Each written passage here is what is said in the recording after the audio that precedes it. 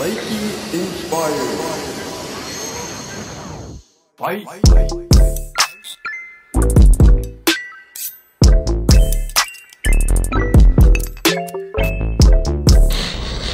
Halo guys, welcome back to CVT, Cars Videos and Talk Shows. Balik lagi sama gue, Reza RFR, Suzuki SX4. Sebuah lineup mobil yang memulai kelas compact crossover di Indonesia, yang dimulai di mana di tahun 2007 ia memasukkan SX4 X-Over yang pertama kali masuk di Indonesia dan langsung menjadi sangat booming dan sangat dicintai oleh masyarakat di Indonesia. Dimana pada saat itu, di zamannya, pabrikan-pabrikan hanya berani memasukkan kalau tidak benar-benar SUV yang masih mengotak, yang masih kaku, atau benar-benar hatchback kecil 1500cc seperti layaknya dari saudara sendiri ada Suzuki Swift, Toyota Yaris, dan Honda Jazz. Tapi Suzuki mengeluarkan langkah berani menciptakan line up baru, kelas baru di Indonesia, yaitu compact crossover, hingga akhirnya diikuti oleh pabrikan-pabrikan lain. Yes, sekarang gue sudah bersama Suzuki SX4 S-Cross, mobil latest generation dari Suzuki SX4, yang mana di tahun 2018 lalu sudah mendapatkan facelift dan membuatnya semakin keren dan memiliki value for money yang sangat baik dan siap menjadi raja lagi di pasar crossover yang ia ciptakan. So ini dia Suzuki SX4 S-Cross.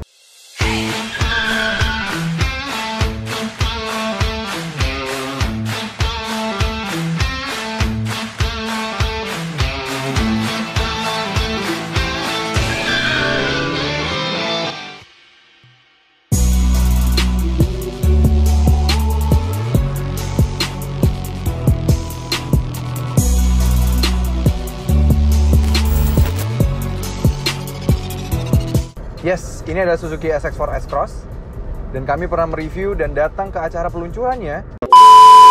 Kenapa berubah? Sebenarnya waktu launching tahun lalu di Indonesia, di luar negeri itu di Eropa, semua itu udah launching yang versi barunya, versi faceliftnya. Yes, kami sudah bahas. Jadi kali ini kami akan bahas lebih detail bagaimana rasa berkendaranya, apa saja kelebihan dan kekurangannya dari mulai eksterior, interior, dan juga rasa berkendaranya. Oke, langsung aja kita mulai kelebihan pada bagian eksteriornya. Yes, langsung aja kami bahas kelebihan dari Suzuki SX4 ini dari eksteriornya. Nah, kelebihan dari Suzuki SX4 S-Cross yang bagian eksteriornya, ya seperti kami bilang, ini adalah yang generasi facelift. Dia sudah facelift, yang pre-facelift seperti ini bentuknya. Ya, yang kami suka di sini adalah penggunaan lampunya yang benar-benar DRL. Kalau dulu memang ada lampu LED titik-titik di sini, tapi tidak berfungsi sebagai DRL, hanya positioning lamp yang nyala ketika mobil menyalakan lampu kota saja. Jadi padahal di luar negeri itu bentuknya DRL, tapi di situ di SX4 yang S-Cross sebelum facelift dia hanya sebatas pemanis saja di positioning lamp. Ini benar-benar DRL dan bagus sekali, lampunya juga sudah auto headlamp sehingga memiliki teknologi yang cukup baik jika dibandingkan dengan rivalnya yang memiliki harga lebih mahal hingga 40 juta rupiah. Jadi bagus banget di depan sini. Dan secara desain overall, dia juga dibandingkan yang generasi pre-facelift, dia jauh lebih tougher look ya dengan grill barunya ini. Dan juga di aksen smoke yang di dalam diberikan aksen hitam pada lampunya.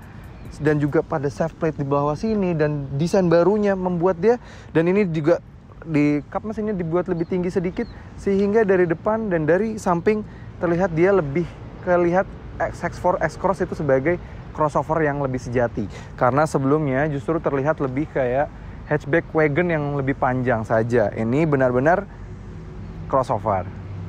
Dan generasi facelift ini juga sudah mendapatkan velg baru yang gayanya dual tone sehingga lebih cantik dan siap berkompetisi dengan pabrikan-pabrikan lain, dan juga menggunakan ban yang cukup tebal yang mana mempengaruhi kenyamanan pastinya.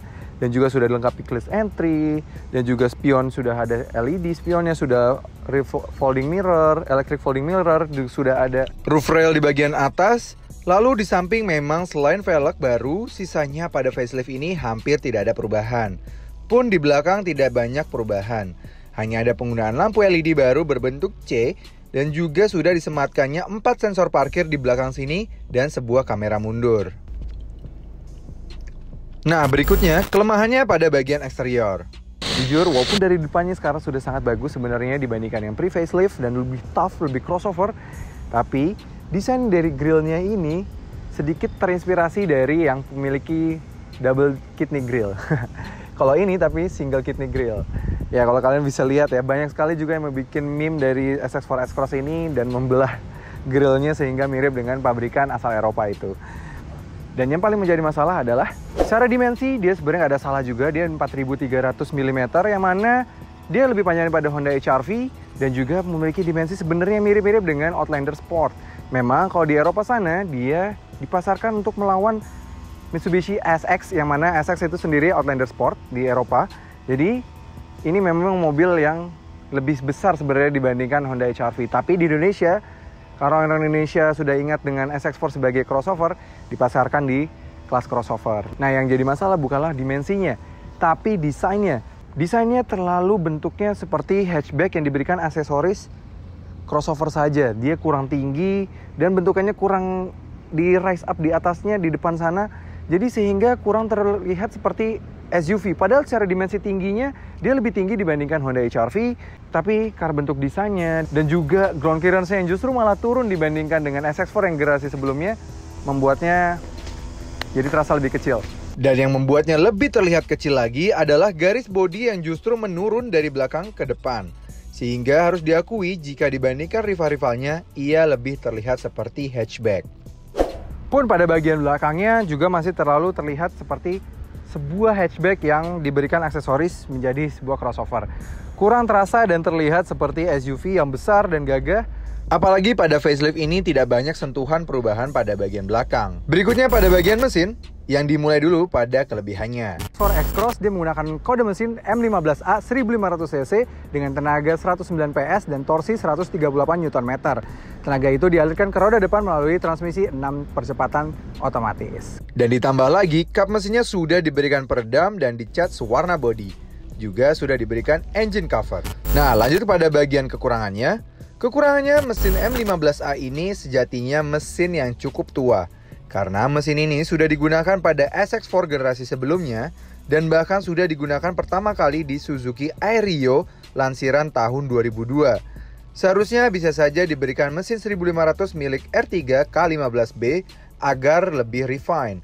Namun di satu sisi ini menandakan bahwa mesin ini lebih memiliki reliability yang sangat baik karena masih tetap bertahan selama 18 tahun. Berikutnya adalah bagian bagasinya. Bagasi SX4 S-Cross ini cukup besar di 430 liter, sehingga 3 koper ini masuk tanpa masalah.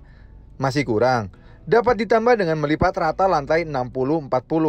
Namun penambahan space-nya tidak sebanyak mobil pada normalnya, karena hanya memiliki maksimum kapasitas di 875 liter saja.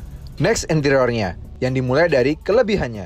Nah, di interior bagian depan ini yang kami suka adalah penggunaan material-materialnya. Mulai dari tadi seperti kami bilang, dia sudah pakai kulit hingga ke depan sini. Sudah pakai kulit ya, full kulit.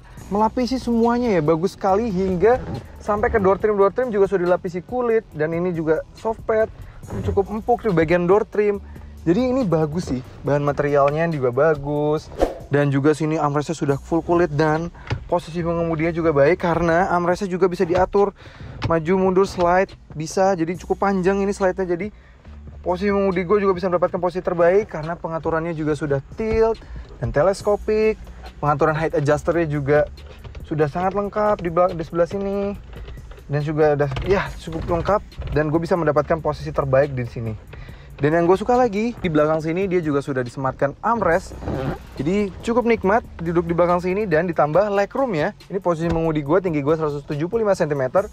Gue tetap mendapatkan legroom yang cukup baik di belakang sini. Dan juga kalau kalian masih ingin merasa terlalu tegak, kalian bisa merebahkan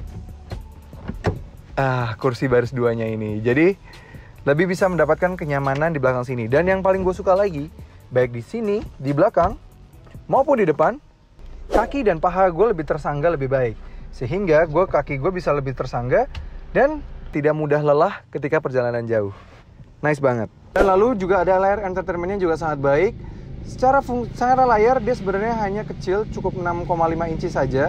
Tapi bagus ditempatkannya dengan diberikan aksen hitam pada piano black pada samping kanan dan kirinya ini.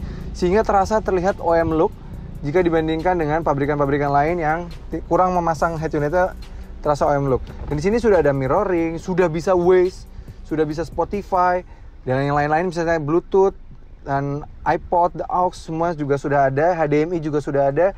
Dan di setirnya juga sudah bisa diatur bagian kiri sini volume, naik turun channel, mode, dan juga sudah ada Bluetooth teleponi.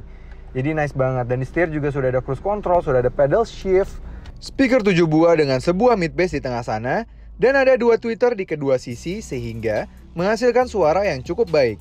Spion tengah sudah elektrokromatik, fitur auto headlamp dengan auto leveling, auto wiper, auto climate control dengan mode semburan lengkap, dan sejumlah amenities yang sangat lengkap di depan sini, seperti sun visor yang lengkap dengan kaca dan lampu untuk kanan dan kiri, juga sudah ada tempat kacamata. Nah, tapi interiornya bukan tanpa kekurangan. Kekurangannya adalah di belakang sini tidak ada AC, tidak ada 12 volt socket atau apapun di belakang sini kompartemen. Padahal ini biasanya compact crossover menyasar ke pasar anak muda yang mana cukup dekat dan cukup lekat dengan gadget. Dan biasanya di sini untuk mengecas gadget kita sama sekali tidak ada. Padahal kelas di bawahnya seperti Baleno dan juga R3 atau XL7 sudah disematkan di belakang sini, ada power outlet 12 volt, itu udah cukup sekali. Tapi sayang sekali di SX4 S-Cross yang lebih mahal dari keduanya itu malah belum ada. Sayang sekali.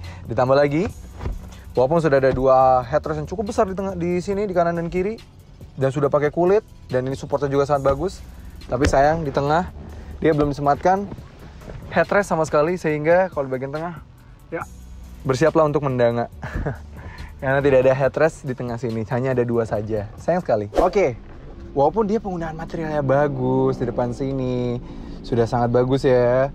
Juga nikmat banget. Pokoknya build quality-nya untuk harga segini dia cukup baik.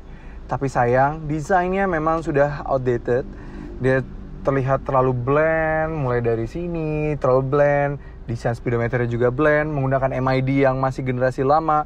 Padahal yang lebih murah seperti XL7, Baleno, dia sudah menggunakan MID Suzuki yang terbaru. Memang sih, SX4 ini sudah di akhir dari life cycle-nya dia, sehingga mana memang MID-nya sudah terasa outdated sekali.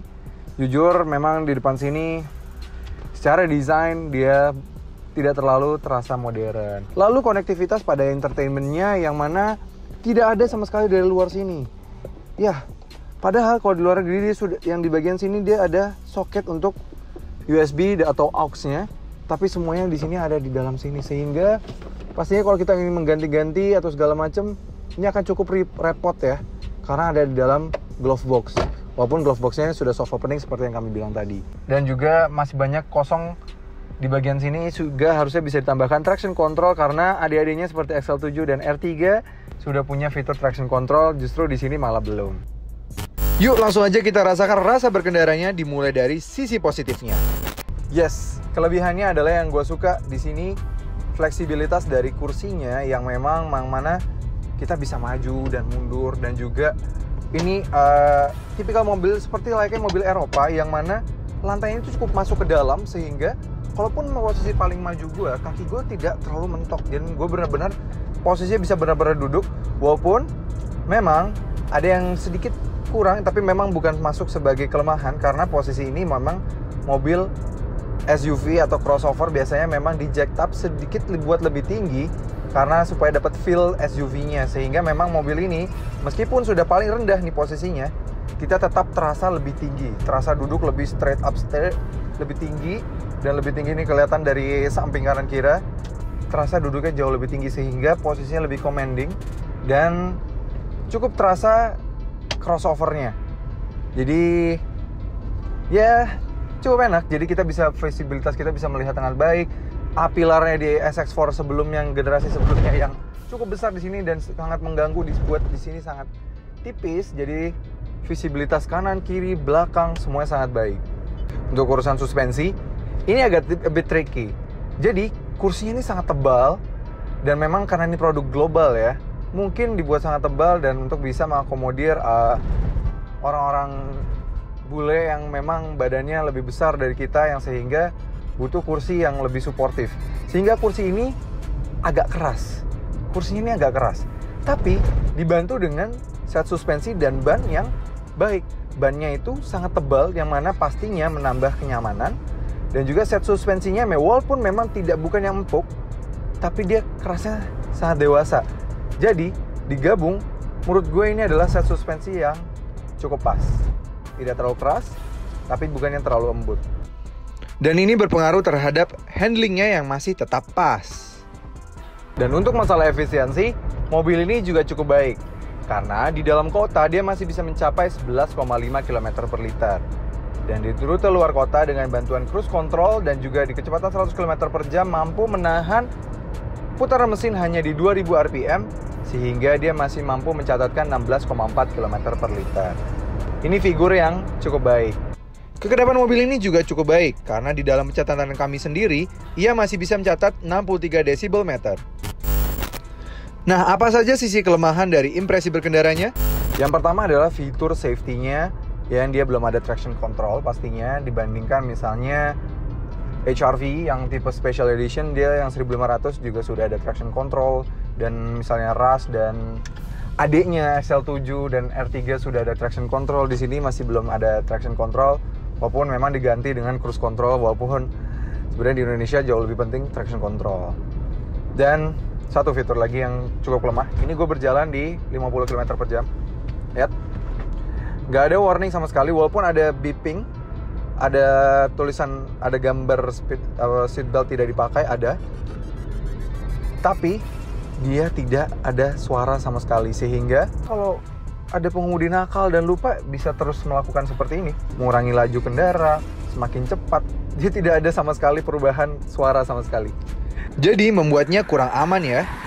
Seperti tadi gue sudah bilang, dia udah ada auto dimming dengan elektrokromatik nih di spionnya, dan juga sudah auto wiper, auto headlamp. Canggih ya, udah beberapa fitur dia sudah cukup canggih. Tapi auto lock aja dia tidak ada, sayang sekali. Ini padahal fiturnya sangat penting, dan mana mobil-mobil sekelas LCGC saja dia sudah punya fitur auto lock, sehingga di sini kami terasa kenapa tidak ada auto lock ya, sayang sekali. Dan kekurangannya lagi, jika dibandingkan dengan SX4 generasi sebelumnya yang mana memiliki ground clearance di 185 mm, SX4 S-Cross ini generasi setelahnya malah turun 5 mm, sehingga membuat mobil ini less capable untuk menghadapi jalan-jalanan yang seperti ini. Walaupun memang tetap baik karena masih 180 mm, dimana itu masih tetap baik pastinya. Tapi pasti untuk beberapa occasion berbeda 5 mm agak berpengaruh ya.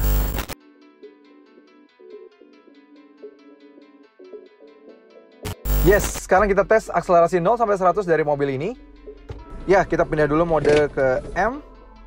Ya, memang dia tidak punya mode sports mode dari transmisinya ataupun traction control, dia tidak punya. Tapi kami sudah tes berkali-kali, mobil ini mencapai potensi terbaiknya adalah ketika dia dirubah ke mode M. Somehow transmisinya juga jauh lebih responsif dan lebih agresif.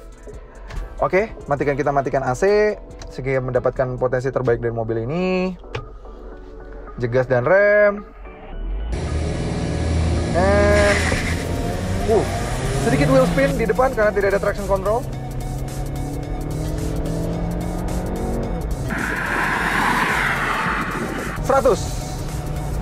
Yes. Ya, ini figur tercepat yang baru kami catatkan. 0 sampai 100 di 12,28 detik. Ini lumayan baik ya dibandingkan pengetesan beberapa media lainnya. Yup, karena pada mode M memang mobil ini jadi lebih agresif. Namun ada yang disayangkan, karena meski pada mode M atau manual sekalipun, ECU mobil ini tidak akan mengizinkan kita mengganti gigi lebih dari 5.500 rpm. Padahal 109 PS mobil ini dicapai di 6.000 rpm, sehingga full potensial mobil ini tidak bisa dicapai pada mobil yang bertransmisi otomatis. Makanya akselerasi mobil ini jelas kalah dibandingkan rival-rivalnya. Ya, sampai juga kesimpulan dari review Suzuki SX4 S-Cross yang facelift ini. Bisa disimpulkan, ya walaupun dia memang sebenarnya sudah harus berganti dan sudah di akhir dari masa baktinya dia karena sudah ada dari tahun 2013. Jujur, tapi mobil ini tetap memiliki value for money dan nilai yang baik untuk bersaing di kelasnya saat ini. Karena di kelas compact crossover, jujur nilainya harga-harganya sudah sangat tinggi-tinggi dan variatif sekali, mulai dari harga 300 jutaan awal hingga sampai ada yang 400 jutaan dan hingga 500 jutaan. Dan Suzuki SX4 ini menawarkan value for money dengan fitur-fitur yang cukup baik di mobil ini dan mesin yang cukup lumayan oke dan reliability-nya sangat baik itu. Sehingga jujur bisa kami simpulkan Suzuki SX4 ini si trendsetter yang tetap bisa menjadi leader di kelasnya. Semoga di generasi berikutnya SX4 S-Cross bisa memperbaiki kekurangan-kekurangan yang ada di SX4 S-Cross ini sehingga nantinya di generasi berikutnya dia bisa menjadi leader lagi di kelas yang ia buat sendiri. Oke, terima kasih sudah menonton. Gue Reza Rever. Jangan lupa like video ini, subscribe ke channel YouTube CVT Indonesia, dan nyalakan lonceng notifikasi. Main-main juga ke Instagram kami di @cvt.indonesia. Dan sampai ketemu lagi di video berikutnya. Terima kasih sudah menonton. Jangan lupa nonton video kami yang ini, dan yang ini. Jangan lupa juga klik tombol subscribe di lingkaran di bagian kiri situ. Sampai ketemu lagi di review berikutnya.